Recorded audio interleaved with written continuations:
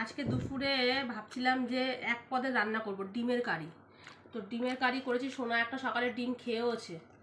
ডিমগুলো সেরকম ভালো না, ডিমটা সিদ্ধ করতে সেই কেমন হয়ে গেছে, মনে হচ্ছে প্লাস্টিক ডিম, কে জানে। এর আগের দিন ওই দোকান থেকে ডিম এনেছি, কিন্তু সেদিন রাত্রে ডিমটা ভালো ছিল না। আজকের ডিমগুলো কেমন বাজে, জানি না এটা কেমন হবে। আর ডিমের সাইজ বড় হলে কিন্তু সেই ডিম খেতে একদম ভালো হয় না। তো এই দেখো ডিমের কারি, এই যে এই হচ্ছে ডিম, এই ডিমগুলো জানি না কেমন হবে খেতে।